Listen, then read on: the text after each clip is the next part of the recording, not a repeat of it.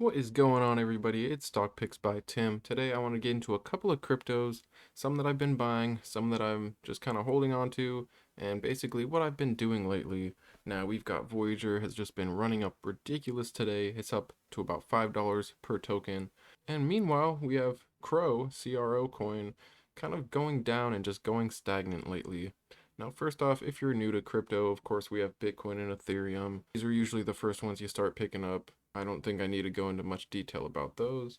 I have been buying Ethereum when it dips really close to the low 4,000, and it was doing that for a while when we had that overreaction, in my opinion, with the variant. And, when you look at most all cryptos, they did kind of have this reaction as long as it's not a stable coin, essentially. So moving up here, we've got Solana. I was buying this under 200. I'm just kind of holding off on it. It has been kind of running, and I do want to show you something here in the charts. Now you will see here that we are on a nice trend, and it hasn't broken this channel yet.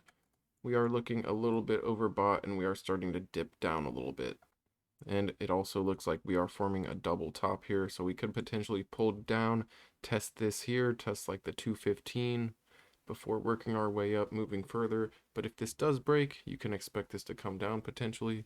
I'm basically just holding my Solana here through this. It was an opportunity, in my opinion, to buy it under $200, but I'm just gonna let it go and do its thing from here. And then next down the list, we've got Cardano, and this is one that people are losing a lot of faith in, and it has just been continuing to tumble. It reached almost $3 before finally dipping down, coming down to the $2 range, trying to come up 220, back down, the 190s, and just struggling with that. And ever since the news on eToro about being delisted, this just tumbled even more down to the 150 range. But I am bullish on Cardano, and I have been picking it up here. Another reason this is down is because they haven't got a DEX fully working and set up yet, and this is another thing that they promised and just haven't came through with yet. But I will show you here something to keep an eye on with Cardano. Now here we have Pavia. This is actually a Cardano virtual world, and people have been buying land up, and I'm going to show you that in just a second. But there's about 7,000 landowners, which each piece of land is essentially an NFT. So it's a non-fungible token. It's a unique piece of land on the blockchain, verified and everything. But this is still in its infancy. And of course, I'll leave links for you guys below so you can check everything out yourselves. But here is the roadmap, but you can see that a lot of things have been accomplished. Now, this is actually the land here on Pavia, whatever you want to call it. You do see everyone's got their little pieces of land. Kind of cool stuff. I'm going to look more into this and see what I can kind of figure out with this. But you do see quite a few of these are selling, trying to see what they can get out of these. 4.5 ETH, that would be insane if it would go for something like that. You never know. You never know what'll happen here. It is kind of interesting. Now, you can't currently actually go on the land, so somehow they're going to have to implement all that. But yeah, right now you basically buy land, all these people buying land that literally has essentially no use, but potential for future use. So kind of crazy stuff here. Now looking at Cardano's chart, it has just been downtrending ever since we reached $3. It seems like there's no end in sight, but I like it where it's at. I think the risk is, maybe this can come down to $1 potentially, but I kind of doubt it. It did kind of get eaten up pretty quickly when it came down to $1.50. We are kind of still somewhat downtrending, and for this to pop, it really just needs some news of a DEX, maybe some news to circulate about this metaverse thing that they're developing. It is really young. It doesn't seem like the news has really gone around yet. We'll see what happens, but I am holding my Cardano. All right, moving on down the list. Next is Polkadot, another one that I absolutely love. I have been building up my position in Polkadot ever since it's been dipping under 40. I've just been kind of dollar cost averaging every couple of days. And I think now still potentially a decent time to buy it. It has been kind of running up lately, but I still think now's a good time, and they will continue to have their parachain auctions. So that's going to lock away more Polkadot or DOT, and that's going to bring more upward pressure. If you want to learn more about the parachain auction, I do have a dedicated Polkadot video. I might leave a link below where you can just search in my previous videos for it, but I do go more in depth with Polkadot. I love the fact that more and more is getting locked up with the parachain auctions. I like that you can stake and gain an APY of 12% over on Voyager, and of course I've got the link below for you guys for that, for some free Bitcoin just for signing up and depositing $100. But I love Polkadot.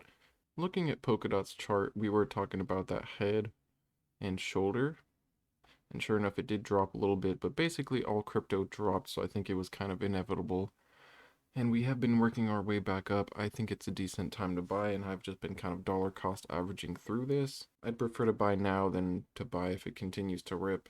Now of course it could drop further, but I definitely do like this one, and I love the 12% that you can get for just holding it in Voyager. And Akala did win the first parachain auction, which raised 32 million DOT, roughly $1.2 billion from 24,000, almost 25,000 contributors via an ICO. And this is basically what the auctions are doing. They're allowing all these other companies to build on Polkadot's own platform in these parachains. It's very interesting stuff. That's why I'm very bullish on Polkadot. And moving on down the list, we're going to go down to Crypto.com coin, or CRO. This one has actually been downtrending lately, and it just so happens it's actually right in a zone that I like buying. I like getting it under 70 cents. It did try to test $1, and I think it will do that again in time, but I definitely like this one. And on the same subject of exchange tokens, if you will, we're also going to hop over to Voyager token. And this one has actually been going up. It's up 15% just on the day. You notice it kind of just rallied. It tried to touch like $5. It started pulling back. I do like buying this one under 4, but I don't know if it will see it again under 4.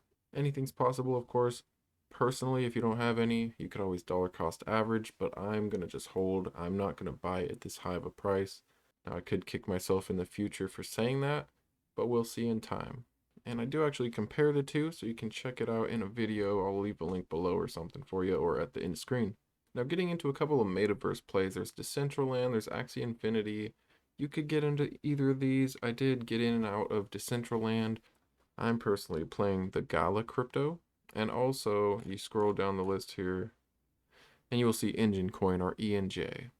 But I like to buy into the fear and sell into the greed, so I have been buying Enjin, but I'm kind of just holding on Gala because it has ran up quite a lot, you will see. Although it is pulling back, it is starting to pull back, so keep an eye on this one. So Gala is really interesting because we have the CEO from Enjin Games, and that's Eric. I'm not even going to try his last name. So most important is a good team that knows what they're doing.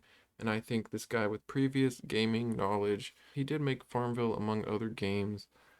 I did want to show you really quick, they do actually have a couple different games, and they are working on an MMORPG that should be coming out in 22 at some point. The Spider Tanks game, they are working on making it kind of like an esports thing where people compete. And as for Enjin, this is kind of more just like a base or a platform for people to build off of, from what I understand. And you can basically just make your own sites, you can make your own games. It's kind of like a tool platform. And you will see that they have a marketplace where you can just buy and sell your own items. And of course, I'll leave a link for you guys to look through this, but it's very interesting. It's essentially a platform for you to just build on.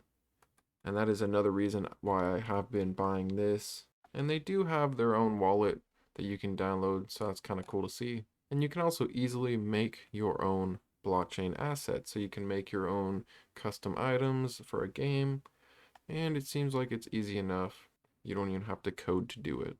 And here's a Diamond Hands grouped NFT with a reserve of 3 million Enjin, or 10,900,000. Pretty crazy stuff. But just wanted to give you an update on what I was doing lately with crypto. What are your favorite cryptos and why? Let me know in the comments below. I will be giving you an update on stocks here tomorrow. But thanks again, as always, guys, and I will see you next time.